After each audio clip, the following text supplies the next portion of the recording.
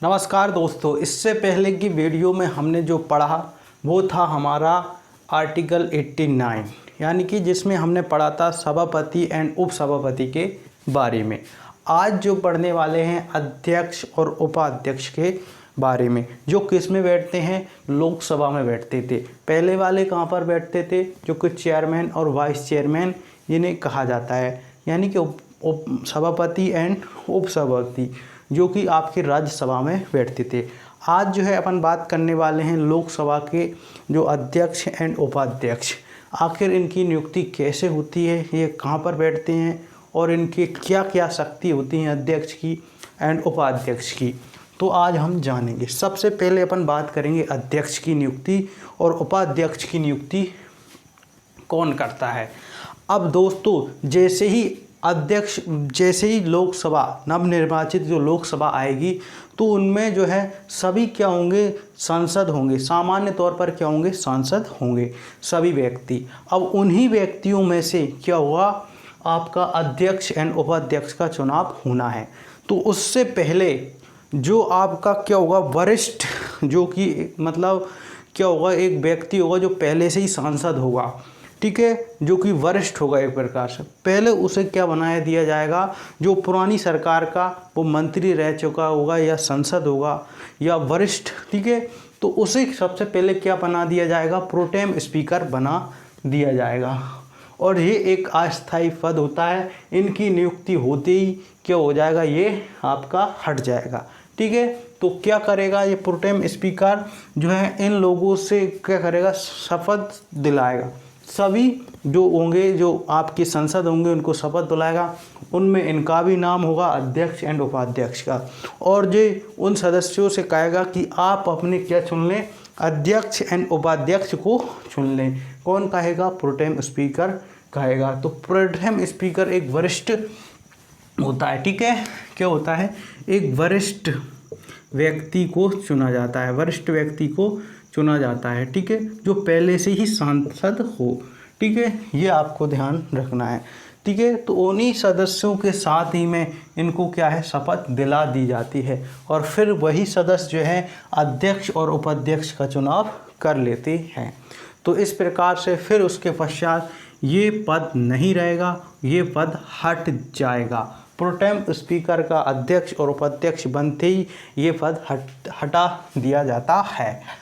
अब क्या होता है, ये अध्यक्ष उपाध्यक्ष बन गए तो अध्यक्ष की क्या क्या शक्तियाँ होती हैं, ये अपन बात करेंगे।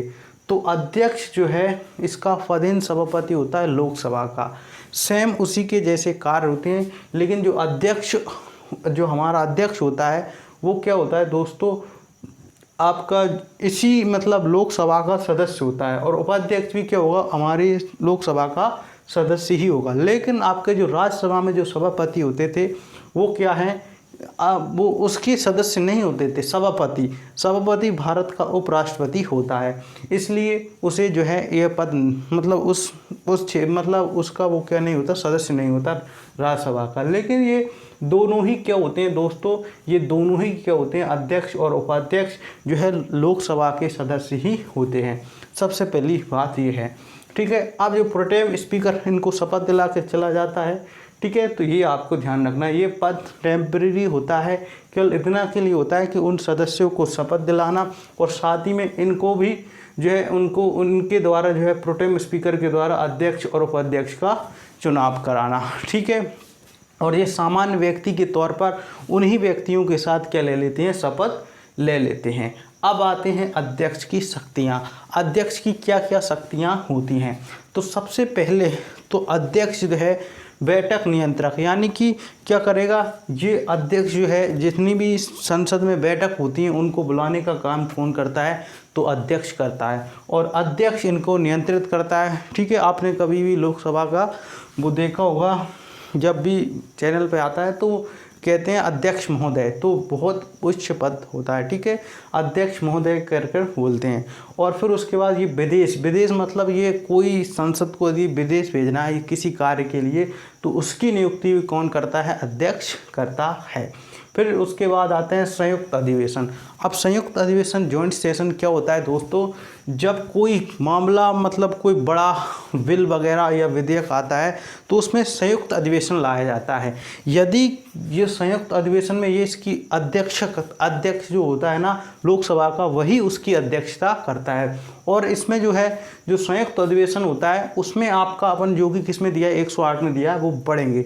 तो उसमें जो अध्यक्षता कौन करता है, आपका अध्यक्ष करता है लोकसभा का, ठीक है। और जिसमें आपकी लोकसभा एंड राज्यसभा दोनों भाग लेती हैं, लेकिन संख्या बल होने के कारण भी फिर क्या अध्यक्ष जो है आपकी लोकसभा भारी पड़ जाती है, ठीक है।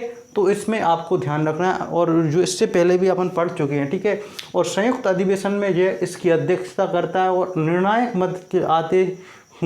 मत इसी का रहता है। यदि वैसे तो लोकसभा के पास अधिक संख्या बल रहता है, फिर भी यदि कहीं आपका जो है संयुक्त अधिवेशन आपको बता देता हूँ। संयुक्त अधिवेशन ये मतलब लोकसभा हो गई और ये आपकी राज्यसभा, इनके बाद 245 हैं और इसके बाद 545। ये वैसे ही हो जाएगा, जॉइंट सेशन होगा तो 750 की समथिंग हो जाएगा, ठीक है। और 300 मतलब ऐसे कुछ 790, ठीक है। तो ऐसे करके यदि 790, ठीक है, 790 345 और 342 पर ये रिजल्ट आ जाता है संयुक्त अधिवेशन में। तो इस पर लोकसभा वैसे ही भारी पड़ती है। यदि कहीं अगर वगैरह कुछ भी कारण से यदि ये बराबर हो जाते हैं तो उसका निर्णायक मत कौन करता है, अध्यक्ष ही करता है। तो ये अपन जब जॉइंट सेशन पढ़ेंगे तब इसके बारे में बात करेंगे, ठीक है। तो अब आते हैं निर्णायक मत। जब क्या होता है कोई विधेयक फंसता है लोकसभा में तो उसका निर्णायक मत का कौन करता है, तो अध्यक्ष करता है, ठीक है। और इसमें जो है अध्यक्ष करता है, उसमें कौन करता था, सभापति करता था। लेकिन ये सामान्य तौर पर अपने मत का प्रयोग नहीं करते, यानी वोट का प्रयोग नहीं करते हैं। अब इसकी जो है दंडात्मक शक्तियाँ क्या हो सकती हैं, ठीक है। उससे पहले एक और शक्ति इसकी महत्वपूर्ण होती है, वो होती है आपकी कोरम की, यानी कि गणपूर्ति की, ठीक है।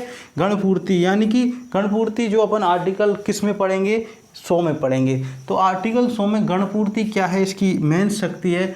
जब कोई भी मतलब सदन की कार्रवाई चल रही है, यदि उसमें 1/10 सदस्य क्या होती है, गणपूर्ति होती है।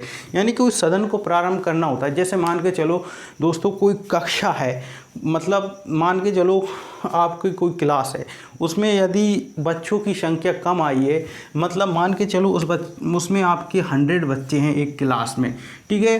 तो उसमें से यदि वो आपके 100 बच्चे में से यदि 10 बच्चे आ जाते हैं, यानी कि उसका गणपूर्ति होगी। तो क्या पढ़ाना है या नहीं पढ़ाना है, यदि उसमें आपकी मान के चलो कि 100 बच्चे हैं, 100 में से यदि आपके 10 बच्चे आए तो वो व्यक्ति पढ़ाएगा या नहीं पढ़ाएगा, ये उस पर निर्भर करता है। तो कुल मिलाकर वो क्या करेगा, यदि 40 बच्चे आ जाएंगे तो मैं इनको पढ़ा दूंगा। तो उसकी क्या पूर्ति हो गई, उसकी क्या हो गई, गणपूर्ति। तो 100 में से क्या पढ़ा देगा, यदि 40 बच्चे आ जाते हैं तो मैं इनको पढ़ा दूंगा। यदि इससे कम आते हैं तो मैं उनको वो टॉपिक नहीं पढ़ाऊंगा, ये कल पढ़ाऊंगा, ऐसा कह देते हैं। ऐसा ही इसमें है कि दोस्तों गणपूर्ति ये होती है कि संसद में कितने हैं, 545 सदस्य हैं आपकी लोकसभा में। कितने, लोकसभा में कितने, 545 सदस्य हैं। अब इसका 1% कितना हो गया, 1/5, यानी लगभग मान के चलो तो 50-60 होता है। यदि 50-60 व्यक्ति आ जाते हैं तो सदन की कार्रवाई शुरू हो जाती है, लोकसभा की कार्रवाई शुरू हो जाती है। ये होती है आपकी गणपूर्ति, जो कि कोरम आपका किस में दिया है, आर्टिकल 100 में दिया है। फिर उसके बाद शपथों की बात करी थी कि संसदों को शपथ किस में दिलाते हैं, तो संसदों को जो शपथ दिलाते हैं दोस्तों वो आपका आर्टिकल 99 में दिलाते हैं, ठीक है। ये आपको ध्यान रखना, शपथ कौन दिलाता है, प्रोटेम स्पीकर दिलाता है, तो ये आपको ध्यान रखना है। फिर उसके पश्चात ये सचिवालय, उस सचिवालय का अध्यक्ष होता है भाई साहब, ये आपका अध्यक्ष, ठीक है।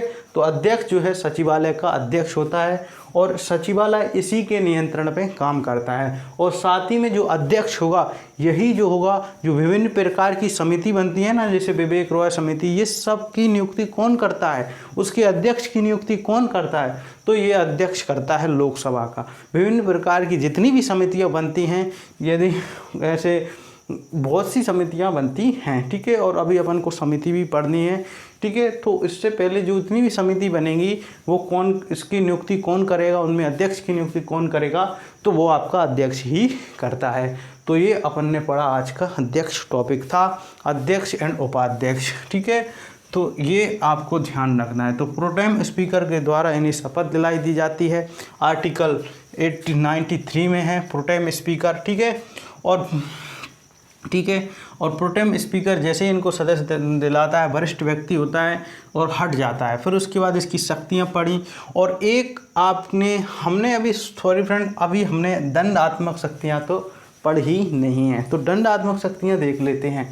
तो दंडात्मक शक्तियां का अध्ययन करते हैं। सबसे पहली है आपकी, यदि संसद का कोई व्यक्ति या कोई सांसद यदि 60 दिन तक अनुपस्थित होता है, लगातार 60 दिन के ज़्यादा, तो वो उसे क्या करेगा, ये निलंबित कर देगा, उसकी सदस्यता समाप्त कर देगा अध्यक्ष, ठीक है। उसकी सदस्यता को जो है अध्यक्ष के द्वारा क्या कर दिया जाएगा, समाप्त कर दिया जाएगा, यदि वो 60 दिन से प्लस यदि छुट्टी मार लेता है, ठीक है। जैसे अपन कहते हैं ना, अपना वो मार्कशीट नहीं देंगे मास्टर साहब, वही होता है, ठीक है।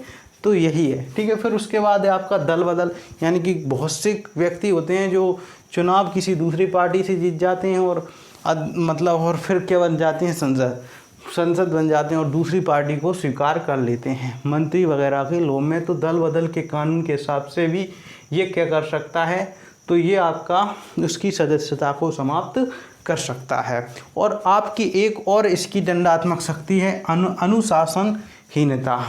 अनुशासनहीनता, यानी कि कोई भी यदि संसद का कोई सदस्य यदि ज़्यादा ही चापलूप कर रहा है, मतलब ज़्यादा ही वो उसकी अध्यक्ष की बात नहीं मान रहा है, बहुत ही उचक के उतर रहा है, तो उस स्थिति में अनुशासनहीनता के कारण ये उसकी सदस्यता को रद्द कर देगा, उसको हटा देगा, ये कर देगा, ठीक है, अध्यक्ष। तो अध्यक्ष आज का हमारा टॉपिक यही समाप्त होता है। अगली वीडियो में हम अब जो है संयुक्त अधिवेशन के साथ मिलते हैं, ठीक है।